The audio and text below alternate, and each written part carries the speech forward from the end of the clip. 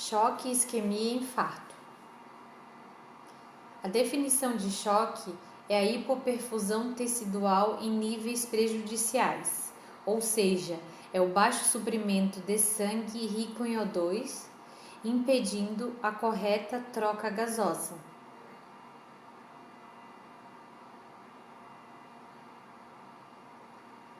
Os tipos de choque: hipovolêmico, que é o volume intravascular diminuído; cardiogênico, que é a capacidade de bombeamento prejudicada; o obstrutivo, que é a oclusão de grandes vasos sanguíneos; e o distributivo, que é o séptico, que é causado pela falência circulatória aguda de causa infecciosa; o neurogênico, que é um desequilíbrio entre o simpático e o parasimpático; e o anafilático, que é causado por uma reação alérgica exacerbada.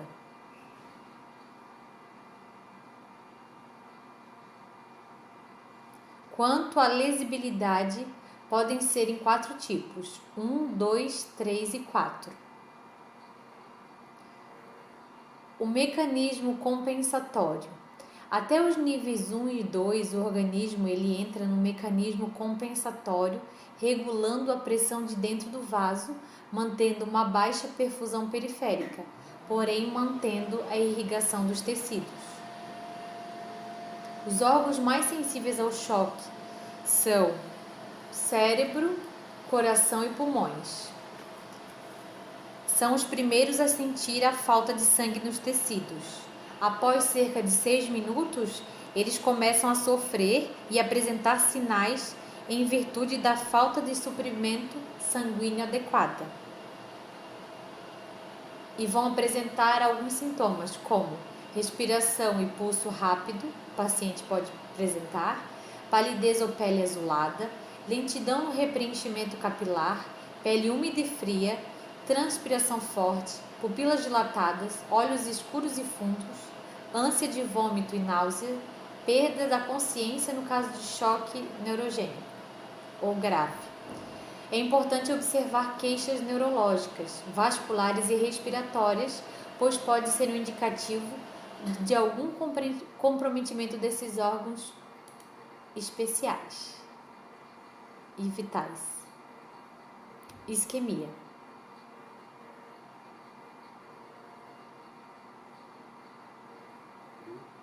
É a deficiência no suprimento de sangue num determinado tecido ou órgão. As causas podem ser por diminuição de oferta de sangue, como ocorre numa obstrução por um ateroma, uma placa de gordura, ou o aumento da necessidade de sangue nos tecidos, como, por exemplo, no exercício físico. Pode ocorrer simultaneamente também, quando aumenta a necessidade de sangue e existe uma baixa oferta, como ocorre na angina estável, durante um esforço físico que o paciente tem dor pelo acúmulo de metabólitos. As razões podem ser baixa pressão dentro do vaso, que diminui a irrigação e, consequentemente, as trocas gasosas, obstrução da luz do vaso, aterosclerose, uma pressão física no vaso, como no caso de um acidente, e aumento da viscosidade sanguínea, como no caso da eritrocitose, que é o acúmulo de células vermelhas na corrente sanguínea. Consequências. Os fatores que irão influenciar o dano dependem do órgão afetado, irrigação, circulação colateral, da velocidade da obstrução e da capacidade de transporte de O2. Um exemplo é se o órgão afetado for o cérebro, pode ocasionar um acidente vascular cerebral. Infarto.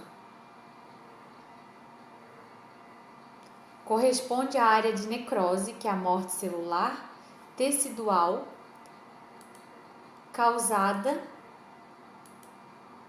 por uma isquemia prolongada. Tipos de infarto. Pode existir o infarto branco e o vermelho.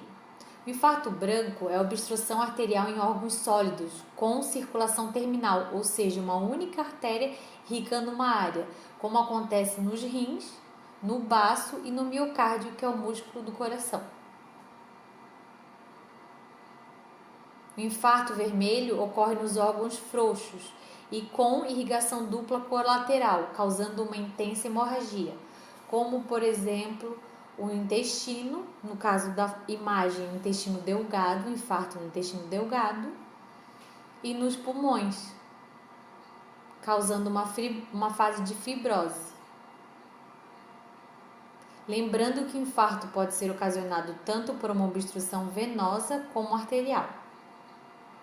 O diagnóstico pode ser feito através do exame clínico e anamnese, exames de imagem, eletrocardiograma e exames laboratoriais, com cuidados gerais de enfermagem.